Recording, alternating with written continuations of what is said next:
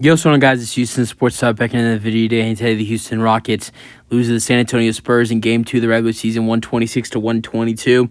Really upset about this loss by the Rockets. Terrible shooting at the free throw line, 10 for 20. Turnovers continue to be a problem, 18 turnovers.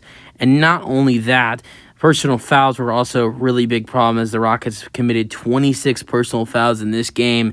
And just overtime collapse for the Rockets, getting outscored by 7 points in the fourth quarter and 4 points in overtime. The Rockets were up, I believe, like 10 or 11 points at one point in this game.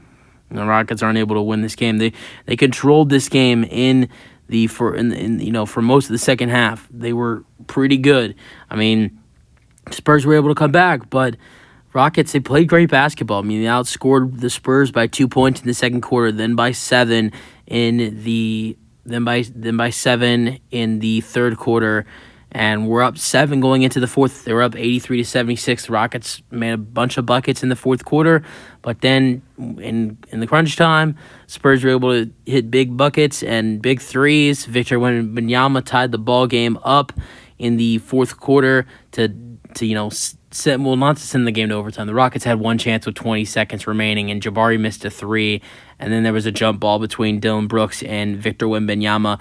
But I will say I didn't like what some of the calls the refs made in this ball game. I'll be honest. I mean, I felt like there were a lot of missed calls. I mean, there was a Jabari Smith Jr. dunk that, or maybe it was the second shot after the dunk where Victor Wembanyama clearly slapped Jabari Smith Jr., but no call. There felt like there were so many missed calls when it came to Victor Wembanyama, and really felt like the refs were kind of, I hate to say it, but it kind of felt like the refs at sometimes were meat riding Victor Wembanyama. Now, I will say the Rockets made their own mistakes. They lost this game on their end too, but there was plenty of missed calls on the refs' end, and still, the Rockets had chances to put this game away. Jabari Smith Jr. 2 free throws in the fourth quarter when it was a 111-109.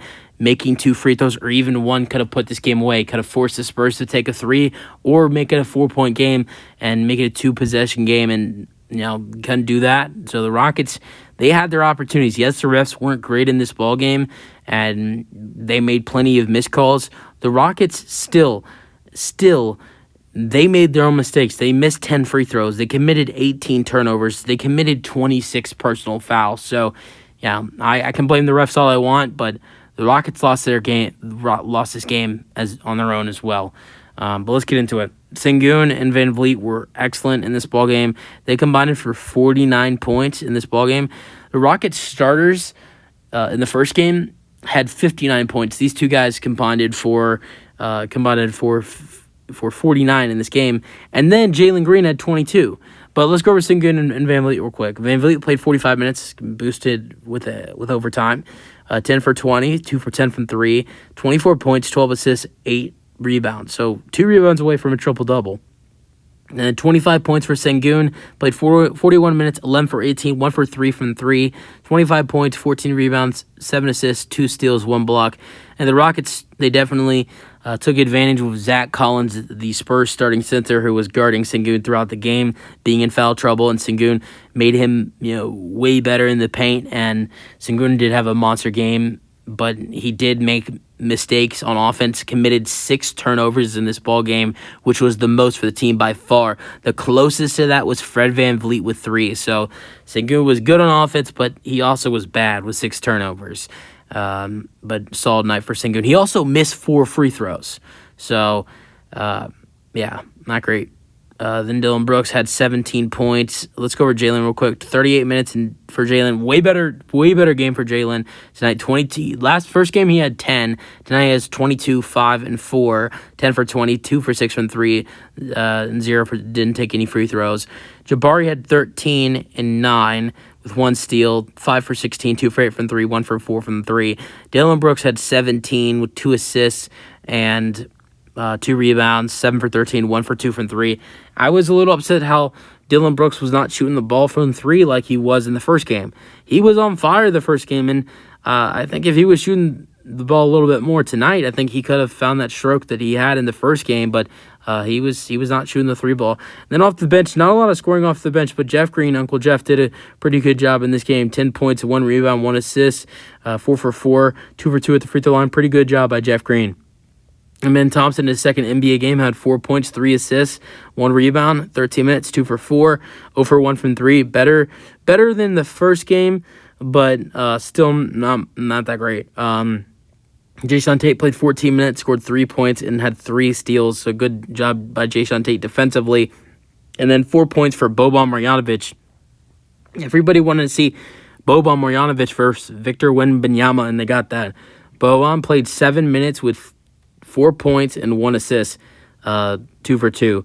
And then the following players did not play: Jermaine Samuels, Cam Whitmore, Aaron Holiday, and Nate Williams. For the Spurs, they're scoring real quick. 25 points for Devin Vassell. He also had 2 assists and 3 rebounds. He's had 40 minutes, 7 for 13, 3 for 7 from 3. Spurs were great from 3 tonight, 13 for 40. Jenny Osman also had 14 points off the bench. He was great from 3, 4 for 6 from 3. Felt like he couldn't miss. Victor Wembanyama in his second NBA game has 21 and 12. This time he played 8 more minutes than he did in his first game. 20 points for Keldon Johnson, 4 assists, 4 rebounds. He always has his way against the Rockets, so 14 points for Jeremy Sohan, 5 rebounds, 4 assists, 2 steals. 9 points for Zach Collins, and Doug McDermott, 8 points. 9 points for Malachi Branham, 6 points for Trey Jones, and that was really it for this ball game. So Rockets take a tough one. They fall to 0-2, but now they play Sunday, their home opener against the Golden State Warriors. I don't know. Call me crazy, but I feel good about this game on Sunday. The Warriors could be without Draymond Green. They're going to rest Klay Thompson because it is a back-to-back for the Golden State Warriors. They play Monday, so Klay Thompson probably won't play. Draymond might not play. Darius Saric might not play as well, so the Warriors might be a little short-handed on Sunday night. So that's the video. Hope you guys enjoy them. Your thoughts, and peace out. Go Rockets.